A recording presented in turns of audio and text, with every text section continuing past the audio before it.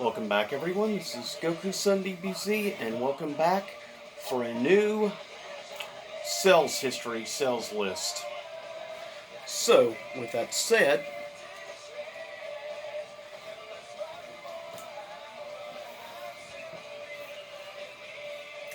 this is going to be the first sales history list that is not a fighting game series. As you know, so far I have done 3 of these. The first was on the Tekken series, second was on the Soul series, or Soul Calibur rather, and third was Dead or Alive, which was recommended by somebody out there. Thank you for that. This list is going to be on a different series called the Twisted Metal franchise. The king of the vehicular combat games. And in sometime in the future, maybe a month or 2 down the line, I will be doing one of these also on the Bloody Roar franchise. So, with that said, let's get to it. Total, we have 1, 2, 3, 4, 5, 6, 7, 8 Twisted Metal games to talk about. First up, released in 1995 on the, of course, original PlayStation exclusively, is the first of the Twisted Metal franchise. Released in 1995, and of course it was a PS1 exclusive. It would, among critics, score a 7.0 out of 10, which is not too bad, not great though. Sales-wise, it would actually do pretty decent.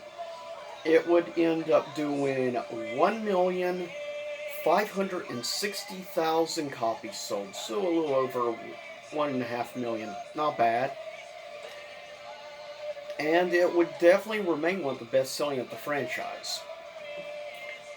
Then, next, we would skip 1 year to 1996 for my personal favorite of the Twisted Metal franchise. And that is, of course, Twisted Metal 2, again, exclusively to the PS1, of course.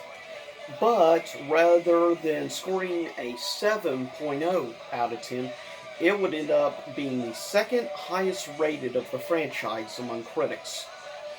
It would score a 8.7. So it did pretty good among critics. It ended up also selling way better. It actually is the best-selling of the franchise. And I feel it deserves it, because in my opinion it's the best of the series. It did 2,440,000 copies.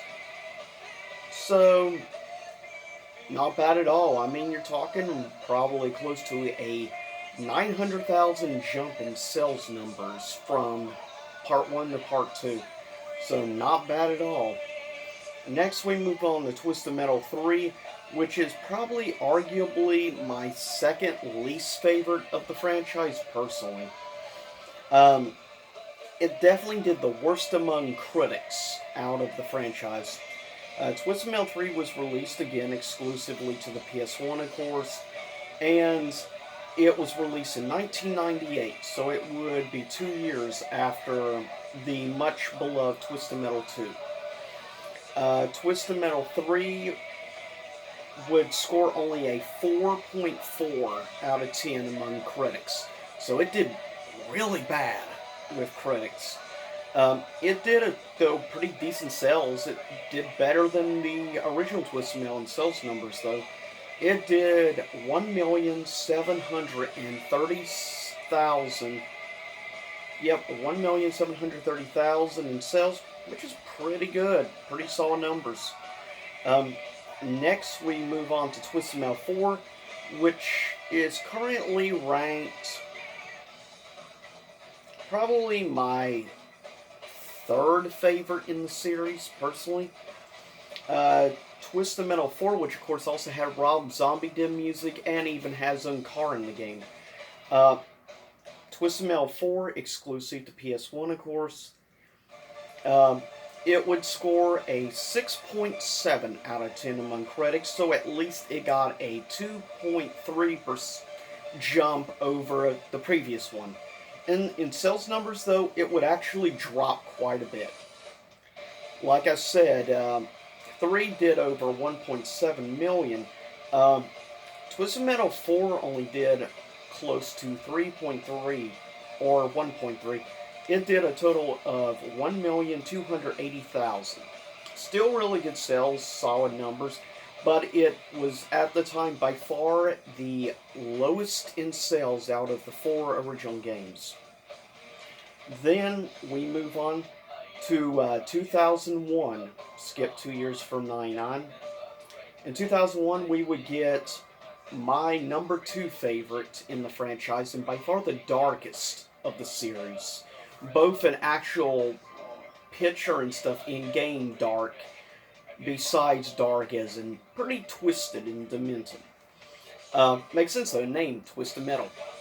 But coming out in 2001 exclusive to the PS2, we later get, of course, a PSN release on PS3. Also, I believe it got digitally released on the Vita, PS4. I'm not sure about the PSP or not. Twisted Metal Black. And it would actually score the highest among the franchise among critics. Twisted Metal Black would score an 8.9 out of 10. Really solid overall. And frankly, I think the game deserved it. It definitely deserves a lot of respect. It's a good game. I mean, actual gameplay-wise, it may be the best of the franchise, in my opinion, overall in the gameplay. Though, nostalgia factor for Twisted Metal 2. That, I like the final boss of 2. But it, in total, actually sold pretty well. It sold better than Twisted Metal 4, so that's good. Twisted Metal Black ended up selling 1,410,000 copies, so 1.4 million physical, plus all of the re-released digital versions of the game as well. So that's good.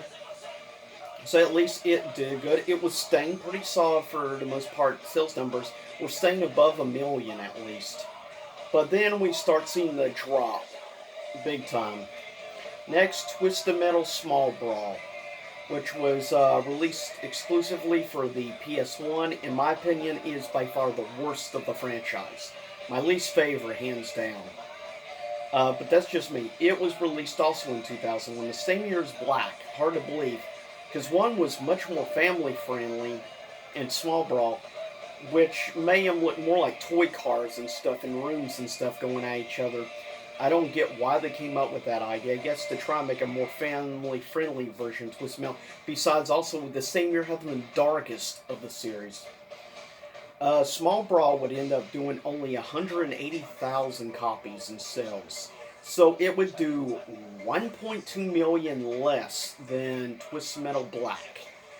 That's a pretty big drop, but then again, keep in mind, this also was in 2001, a year after the PS2 had launched. So it was kind of weird they did launch a new game on the PS1, though there was still install base. I guess they thought they could do well. But so much for those thoughts and that thinking process didn't do the rest. And Small Brawl would end up among critics doing a 5.6 out of 10. So not great among critics either. Still, it didn't do as bad as Twisted Metal 3. Then we would have arguably probably the best vehicular combat game you can play mobile or portable on handheld. Released in 2005, 4 years later, on the PSP exclusive, is Twisted Metal Head On, which I actually think it was a really solid game for the most part. It scored a 7.5 among critics, so it did okay. Sales numbers actually was way stronger than at least Brawl, but not as good as the other games. Still, it didn't do too bad, but not great. Score did under 1 million. It ended up doing 770,000 in sales numbers. I mean, that's not bad for the PSP, I guess, but still not the greatest numbers. But I guess at least it did over 3 times as much as Small Brawl.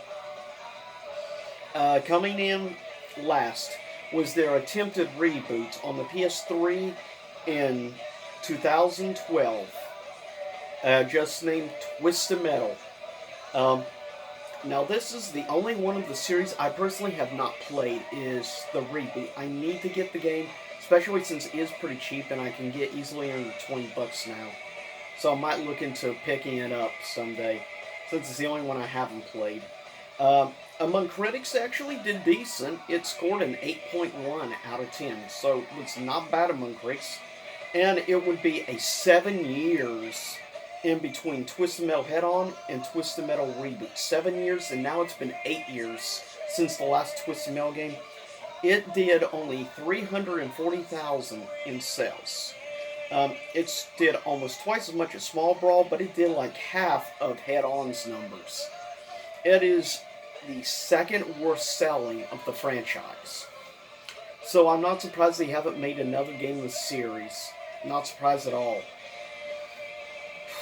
It's unfortunate because vehicular combat games were a lot of fun in the late 90s, early 2000s. You had that, and you had the great two, of course, was it Vigilante 8 games by Activision. They were great and fun. It's unfortunate vehicular combat games have pretty much died out, and I wish they would make a comeback, honestly.